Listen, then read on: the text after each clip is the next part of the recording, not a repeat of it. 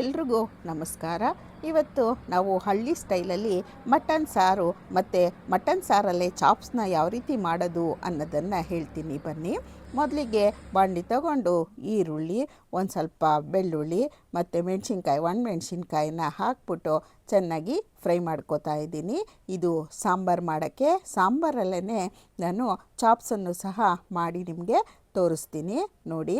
ಆಮೇಲೆ ತುಂಬ ಟೇಸ್ಟಿಯಾಗಿರುತ್ತೆ ಆ ಸಾರು ಮತ್ತು ಆ ಚಾಪ್ಸು ಎರಡೂ. ಒಂದು ಸ್ವಲ್ಪ ರುಬ್ಬಕ್ಕೆ ಕಾಯಿ, ಕೊತ್ತಂಬರಿ ಸೊಪ್ಪನ್ನು ಇಟ್ಕೊಂಡಿದ್ದೀನಿ. ಒಗ್ಗರಣೆಗೆ ಸ್ವಲ್ಪ ಈರುಳ್ಳಿಯನ್ನು ಸಹ ನಾನು ಪ್ಲೇಟಲ್ಲಿ ಇಟ್ಟಿದ್ದೀನಿ. ಸ್ವಲ್ಪನೇ ನಾನು ಕಾಯಿ ಹಾಕೋದು, ಜಾಸ್ತಿ ತೆಂಗಿನಕಾಯಿಯನ್ನು ಯೂಸ್ ಮಾಡಲ್ಲ, ಏಕೆಂದರೆ ಸಿಹಿ ಆಗಿಬಿಡುತ್ತೆ. ಈಗ ಹುರ್ಕೊಂಡಿದ್ದಂಥ ಈರುಳ್ಳಿ, ಮೆಣಸಿನ್ಕಾಯಿ, ಬೆಳ್ಳುಳ್ಳಿ ಎಲ್ಲ ಇದ್ರ ಜೊತೆಗೆ ನಾನು ಸ್ವಲ್ಪ ಧನಿಯಾ ಪೌಡರನ್ನು ಸೇರಿಸ್ತಾ ಇದ್ದೀನಿ. ಮತ್ತು ಧನಿಯಾ ಪೌಡ್ರ್ ಜೊತೆಗೆ ನಾನು ಅರಶಿನ ಪುಡಿಯನ್ನು ಸಹ ಹಾಕ್ತೀನಿ ನೋಡಿ. ಸ್ವಲ್ಪನೇ ಧನಿಯಾ ಪುಡಿ ಹಾಕಬೇಕು, ಪಾವುಗಟ್ಟಲೆ ಧನಿಯಾ ಪುಡಿನ ಯೂಸ್ ಮಾಡಬಾರ್ದು. ಮತ್ತು ಒಂದೆರಡು ಸ್ಪೂನು ಅರಶಿನ ಪುಡಿಯನ್ನು ಸೇರಿಸ್ಬೇಕು, ಆಗ ಕಲ್ಲರು ಸೂಪರಾಗಿ ಕಾಣುತ್ತೆ. ಮತ್ತು ಒಂದೆರಡು ಸ್ಪೂನು ಚಿಕ್ಕ ಚಿಕ್ಕ ಸ್ಪೂನಲ್ಲಿ ಗರಂ ಮಸಾಲನೂ ಸಹ ನಾನು ಆ್ಯಡ್ ಮಾಡಿದೆ. ಟೇಸ್ಟು ಚೆನ್ನಾಗಿ ಬರಲಿ ಅಂತ ಹೇಳಿಬಿಟ್ಟು ನಾನು ಅದನ್ನು ಆ್ಯಡ್ ಮಾಡಿದೆ ಅಂದರೆ ಹಾಕಿದೆ. ಮತ್ತು ಸ್ವಲ್ಪ ಒಂದು ಅರ್ಧ ಸ್ಪೂನು ಕರಿಮೆಣಸಿನ ಪೌಡರನ್ನು ಸಹ ನಾನು ಹಾಕ್ತೀನಿ. ಈ ಮಿಕ್ಸಿ ಜಾರ್ ತಗೊಂಡು ನಾನು ತೆಂಗಿನಕಾಯಿ ಇಟ್ಟಿದ್ನಲ್ವ ರುಬ್ಬಕ್ಕೆ, ಅದನ್ನು ರುಬ್ಕೊಂಡು ಬರ್ತೀನಿ ನೋಡಿ. ಈ ರೀತಿ ಫಸ್ಟ್ ತೆಂಗಿನಕಾಯಿಯನ್ನು ರುಬ್ಕೋಬೇಕು ಯಾವುದೇ ಸಾರಿಗೆ, ಆವಾಗ ಚೆನ್ನಾಗಿ ಟೇಸ್ಟನ್ನು ಕೊಡುತ್ತೆ. ಈಗ ನಾವು ಹುರಿದು ಇಟ್ಟಿರುವಂತಹ ಈರುಳ್ಳಿ ಮಸಾಲೆಯನ್ನು ಅದಕ್ಕೆ ಸೇರಿಸ್ಬೇಕು. ಇದಕ್ಕೇ ನಾನು ಒಂದೇ ಒಂದು ಚಕ್ಕೆ, ಲವಂಗ, ಇದನ್ನು ಒಂದೆರಡು ಮೆಣಸನ್ನು ಸಹ ಹುರಿಯೋದಕ್ಕೇ ನಾನು ಸೇರಿಸ್ಕೊಂಡಿದ್ದೀನಿ ಮಸಾಲೆಗೆ. ಈ ರೀತಿ ಮಸಾಲೆಯನ್ನು ನುಣ್ಣಗೆ ರುಬ್ಕೋಬೇಕು. ನುಣ್ಣಗೆ ರುಬ್ಕೊಂಡ್ರೆ ಟೇಸ್ಟು ಸಹ ಚೆನ್ನಾಗಿ ಟೇಸ್ಟನ್ನು ಕೊಡುತ್ತೆ. ಇದೇ ಥರ ನಾವು ಹುರ್ಕೊಂಡು ಇಟ್ಟಿದ್ದಂತಹ ಈ ಈರುಳ್ಳಿಯನ್ನು ಪೂರ್ತಿ ಹಾಕಿ ಜಾರಲ್ಲಿ ಚೆನ್ನಾಗಿ ರುಬ್ಕೋಬೇಕು. ಇನ್ನೊಂದು ಸ್ಪೆಷಲ್ ಏನಪ್ಪ ಅಂದರೆ, ಈ ಮಸಾಲೆ ರುಬ್ಬಿದ ಮೇಲೇ ನಾವು ಲಾಸ್ಟಲ್ಲಿ ಕೊತ್ತಂಬರಿ ಸೊಪ್ಪನ್ನು ಹಾಕಿ ಗರ್ರಂತ ಅನಿಸ್ಬೇಕು. ಆಗ ಕೊತ್ತಂಬರಿದು ಸ್ಮೆಲ್ಲು ತುಂಬ ಚೆನ್ನಾಗಿ ಕೊಡುತ್ತೆ ಸಾಂಬಾರಲ್ಲಿ. ಫಸ್ಟೇ ಹಾಕಿ ನುಣ್ಣಗೆ ರುಬ್ಬಾರ್ದು. ಮತ್ತು ಒಗ್ಗರಣೆಗೆ ಇಡಬೇಕು. ಸ್ವಲ್ಪ ಎಣ್ಣೆಯನ್ನು ಹಾಕಿ ಸಾಸಿವೆ ಸಿಡಿದ ಮೇಲೆ ಒಂದು ಸ್ವಲ್ಪ ಈರುಳ್ಳಿ ಇಟ್ಟಿದ್ನಲ್ವ ಅದನ್ನು ಒಗ್ಗರಣೆಗೆ ಹಾಕ್ಕೋತಾ ಇದ್ದೀನಿ. ಈ ಸಾಸಿವೆ ಚಟಪಟ ಅಂದಮೇಲೆ ಈರುಳ್ಳಿನ ಸ್ವಲ್ಪ ಬಾಡಿಸ್ಕೋಬೇಕು. ಆಮೇಲೆ ನಾನು 1 kg ಮಟನನ್ನು ಚೆನ್ನಾಗಿ ತೊಳೆದು ನೀರೆಲ್ಲ ತೆಗೆದು ಸೋಸಿ ಈಗ ಈ ಒಗ್ಗರಣೆಗೆ ಸೇರಿಸ್ತಾ ಇದ್ದೀನಿ. ಈ ಒಗ್ಗರಣೆಲೇ ಚೆನ್ನಾಗಿ ಬೇಯಿಸ್ಕೋಬೇಕು. ಮಟನನ್ನು ಒಂದು 5-10 ನಿಮಿಷ ಒಗ್ಗರಣೆಲೇ ನಾವು ಬೇಯಿಸ್ಕೋಬೇಕು. ಈ ರೀತಿ ಒಗ್ಗರಣೆಗೆ ಸ್ವಲ್ಪ ಅರಿಶಿನ ಪುಡಿಯನ್ನು ಸಹ ಸೇರಿಸ್ಬೇಕು. ಮತ್ತು ಅರಿಶಿನ ಪುಡಿ ಹಾಕಿದ್ಮೇಲೆ ಒಂದು ಸ್ವಲ್ಪ ಮೆಣಸು ಪುಡಿ ಬೇಕಾದರೂ ಹಾಕ್ಕೋಬೋದು. ನಾನು ಮಗುಗೆ ಕೊಡೋದ್ರಿಂದ ಸ್ವಲ್ಪ ಮೆಣಸು ಪುಡಿ ಕಡಿಮೆನೇ ಯೂಸ್ ಮಾಡ್ತಾಯಿದ್ದೀನಿ. ಈ ರೀತಿ ಸ್ವಲ್ಪ ಉಪ್ಪನ್ನು ಸಹ ಸೇರಿಸ್ಬಿಟ್ಟು ರುಚಿಗೆ ತಕ್ಕಷ್ಟು ಉಪ್ಪನ್ನು ಹಾಕ್ಕೋಬೇಕು. ಹಾಕ್ಕೊಂಡು ಚೆನ್ನಾಗಿ ಎಣ್ಣೆಯಲ್ಲಿ ಫ್ರೈ ಮಾಡ್ಕೋಬೇಕು. ಈ ರೀತಿ ಎಣ್ಣೆಯಲ್ಲಿ ಫ್ರೈ ಮಾಡ್ತಾ ಮಾಡ್ತಾ ಆ ಮಟನಲ್ಲಿರೋ ನೀರೆಲ್ಲ ಬಿಟ್ಕೋಬೇಕು. ಆಗ ಟೇಸ್ಟು ತುಂಬ ಚೆನ್ನಾಗಿ ಕೊಡುತ್ತೆ. ಇಲ್ಲಾಂದರೆ ನೀರು ಥರ ಆಗುತ್ತೆ ಸಾರು.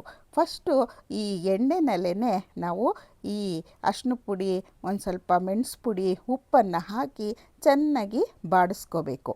ನೋಡಿ ಎಷ್ಟು ಚೆನ್ನಾಗಿ ನಮ್ಮ ಮಟನ್ನು ಬಾಡ್ತಾ ಇದೆ, ಅಂದರೆ ಒಗ್ಗರಣೆಯಲ್ಲಿ ಬೇಯ್ತಾ ಇದೆ. ಈ ಬೆಂದಾದಮೇಲೆ ಒಂದು 5 ನಿಮಿಷ ಆದಮೇಲೆ ಒಗ್ಗರಣೆಲಿ ಬೆಂದು ನಾವು ಮಸಾಲೆ ರುಬ್ಕೊಂಡಿದ್ವಲ್ಲ ಅದನ್ನು ಹಾಕ್ಕೋಬೇಕು. ನನಗೆ ಖಾರ ಸ್ವಲ್ಪ ಕಡಿಮೆ ಅನ್ನಿಸ್ತು, ಅದಕ್ಕೆ ಚಿಲ್ಲಿ ಪೌಡರನ್ನು ಸಹ ನಾನು ಸ್ವಲ್ಪ ಸೇರಿಸ್ಕೊಳ್ತಾ ಇದ್ದೀನಿ. ಏಕೆಂದರೆ ಒಣಮೆಣ್ಸಿನ್ಕಾಯಿ ಹಾಕಿತ್ತಲ್ವ, ಅದಕ್ಕೆ ಫಸ್ಟು ನಾನು ಟೇಸ್ಟ್ ನೋಡಿ ಈ ಚಿಲ್ಲಿ ಪೌಡರನ್ನು ಸೇರಿಸ್ದೆ.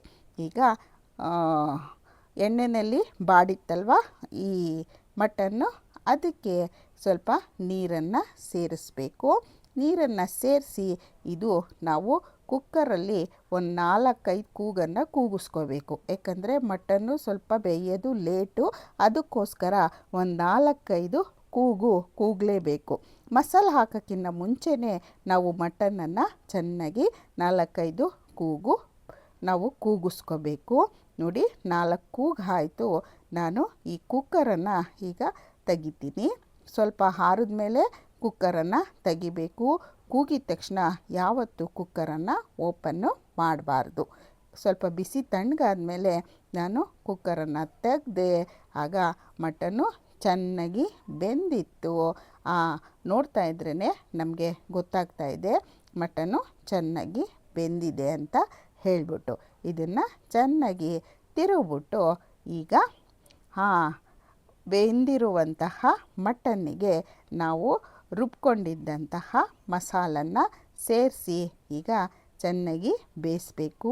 ಈಗ ಮಟನ್ನಿಗೆ ನಾನು ಮಸಾಲನ್ನು ಸೇರಿಸ್ತಾ ಇದ್ದೀನಿ.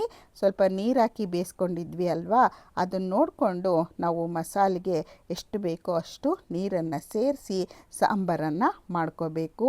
ಜಾಸ್ತಿ ನೀರು ಸಹ ಹಾಕಬಾರ್ದು. ಈ ರೀತಿ ನಮ್ಮ ಮಟನ್ ಸಾರು ಈಗ ತಯಾರಾಗುತ್ತೆ.